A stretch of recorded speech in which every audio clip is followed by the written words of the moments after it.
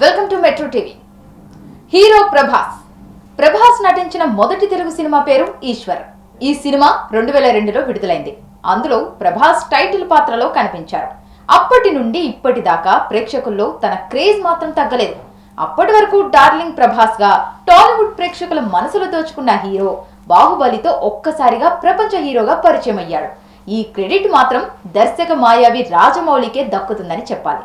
ఇదంతా ఒక ఎత్తు అయితే ఇప్పుడు ది రాజా సాబ్ సినిమా మరో ఎత్తు. ఆ చిత్ర విశేషాలు మీకోసం. హలో బండి కొంచెం మెల్లగా. ది రాజా సాబ్ దీనికి సంబంధించిన టీజర్ ఇప్పటికే రిలీజ్ అయి ప్రేక్షకుల్లో ఒక అంచనాను పెంచేసింది. ప్రస్తుతానికి గతానికి రిలేట్ చేస్తూ కథ ఉన్నట్టు తెలుస్తోంది. అయితే ఈ సినిమాలో మాత్రం హారర్, సస్పెన్స్, థ్రిల్లర్, డ్రామా, అంతకు మించి కామెడీ కూడా ఉందనిపిస్తోంది. Prabhas looks, action, dialogues highlight గా నిలిచాయి. సినిమాపై అంచనాలు కూడా క్రియేట్ చేశాయి.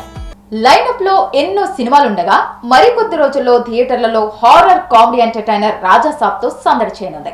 మారుతి దర్శకత్వం వహిస్తున్న ఈ సినిమాను టీజీ విశ్వప్రసాద్ భారీ బడ్జెట్ తో నిర్మిస్తున్నారు. ఇందులో టాలీవుడ్ ప్రముఖ నటుడు సంజయ్ దత్ కీలక పాత్ర పోషిస్తుండగా మాలవిక మోహనన్, నిధి అగర్వాల్, రిద్ధి కుమార్ హీరోయిన్ గా నటిస్తున్నారు. Star music director SS Thaman సంగీతాన్ని అందిస్తున్నారు. అయితే మారుతి సినిమాలో ఎంటర్టైన్మెంట్ పీక్స్ లో ఉంటుంది.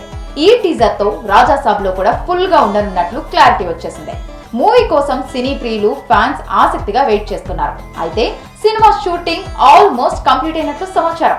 దీనిలో భాగంగా ఇప్పటికే గ్రీస్ దేశానికి మారుతి అండ్ టీం వెళ్లి షూటింగ్ లొకేషన్స్ ను సర్చ్ చేస్తోంది. వచ్చే నెలలో ప్రభాస్ గ్రీస్ వెళ్లనున్నారు. ఆయన గనక గ్రీస్ వెళ్తే షూట్ కంప్లీట్ అయినట్టే. గ్రీస్ లోని వివిధ అందమైన ప్రదేశాల్లో ఆ రెండు పాటలను మేకర్స్ చిత్రీకరణ చేయనున్నారని తెలుస్తోంది. అయితే ఆ సాంగ్స్ సినిమాలో ప్రత్యేక ఆకర్షణగా నిలుస్తాయని సమాచారం. మొత్తానికి ప్రభాస్ ఖాతాలో మరో బ్లాక్ బస్టర్ హిట్ రాజా సాబ్ రూపంలో చేరనుంది. డిసెంబర్ 5వ తేదీన రిలీజ్ చేస్తామని మేకర్స్ ఇప్పటికే ప్రకటించారు. ఈ నేపథ్యంలో ఇటీవల నిర్మాత విశ్వప్రసాద్ ఓ కార్యక్రమంలో జనవరి 9వ తేదీన సినిమాను విడుదల చేయనున్నట్లు వెల్లడించారు. త్వరలోనే అధికారికంగా ప్రకటన చేయనున్నారని సమాచారం.